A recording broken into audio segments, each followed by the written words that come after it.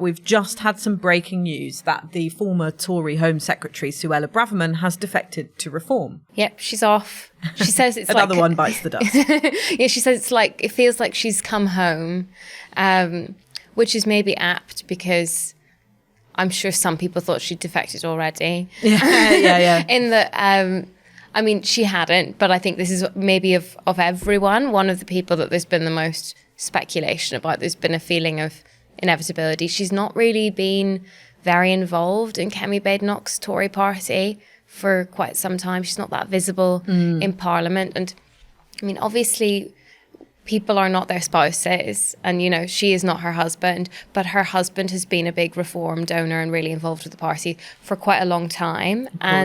So people have sort of suspected that maybe she would move over and she has. And there are two schools of thought about these defections, aren't there? The first is that Reform risks becoming this retirement home for ex-Tory ministers, particularly those that, you know, are seen as having not got a lid on immigration when they were in the government. And of course, she was at the Home Office as Home Secretary. There's a similar story with Robert Jenrick having been in the Home Office as well. I don't really know if I buy that argument. I think I probably think that Reform's biggest issue, and I've run this by someone senior in Reform, and he agreed with me about this, their biggest vulnerability is looking like they are just sort of like a bit eccentric and extreme, and aren't ready to run the country because they don't have enough experience. And so just the sort of ambient constant drumbeat of we're getting people who have had positions in government. Most people won't know who these people are, but they have some experience. They're professional politicians into the party. Just gives the machine of being a bit more mainstream and a bit more normal. That is so interesting because this is a strategic dilemma inside the Labour Party as well. Yeah. Like they talk about this. Basically, there are two ways that you can attack reform. The way you've just set it out, you know, school of thought one, they're the same old Tories with all of the baggage that comes with that. School of thought two, they are something new and more dangerous as a more serious threat.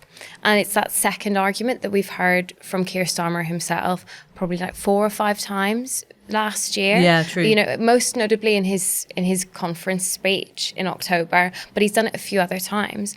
And a senior Labour person was saying to me that he's given an answer to that strategic question, and yet the rest of the Labour Party hasn't necessarily caught up. Like Labour press still do tweets sort of saying same old Tories. And I don't think that's going to work for them.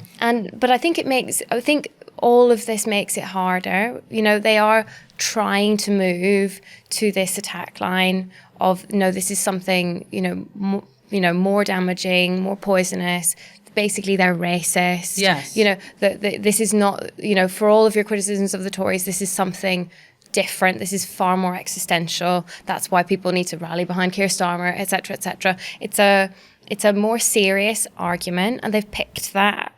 But then you see this sort of steady stream of Tories moving over. Yeah, and people are obviously individuals beyond their own backgrounds, but I think it does help Reform in that sense as well, because you've had Nadeem Sahawi, the son of Iraqi refugees, Suella Braverman, who is the daughter of Mauritian and Kenyan immigrants, and that helps as well to hold that, to build that kind of shield against that line of attack that this is a intolerant and racist party, which is something that, people who are anti-Reform have already made up their minds about that reputation of Reform. But those people in the middle who, might try and vote to keep Reform out because they're not sure about how they'd be in government and they're a bit worried about some of the values that they have, if they see this steady stream of people from all of these manner of backgrounds joining the party, they might think, oh, actually, they're not as dangerous as they're being made out to be. So again, I think it's actually quite helpful for Reform to have defections like these. Yeah, and exactly as you've just said, I mean, if Labour are having this strategic question about which line of attack they should have, you've just kind of given them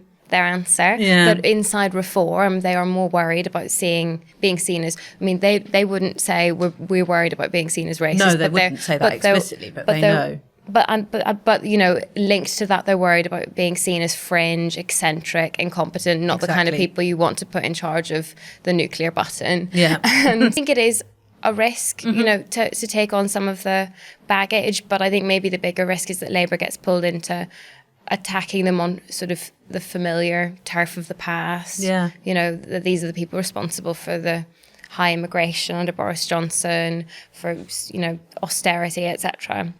When actually the analysis that we so often have with Reform or a Nigel Farage party is that there is a natural ceiling on his support. Yes, exactly. And like what we have seen over the past 18 months or so is that ceiling lifting as basically Nigel Farage becomes more mainstream. Yeah. And where will that end?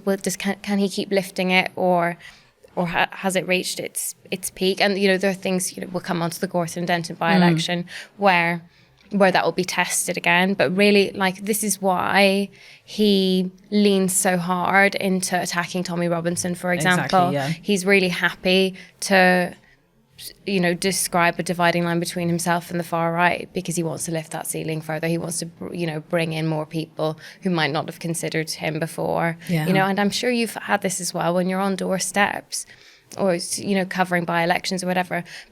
Some people sometimes say, oh, I'm thinking about voting Reform, but are they racist? You know, like they want an answer from you. They want a gauge of whether it's acceptable. That acceptability ceiling is so important for Nigel Farage to move. Yeah, and that's absolutely the calculation that they're making. I mean, the senior person who I was talking to about Zahawi's defection made the point to me that, you know, they had members or supporters calling up and saying, I'm never voting for you again after this, you know, mainly because of his role in the vaccine rollout. And there's a lot of vaccination skepticism among that kind of hardcore Reform base. And they said, but, you know, there will be people who always say that, and they might come back to us, they might not, but what they want is that broader appeal.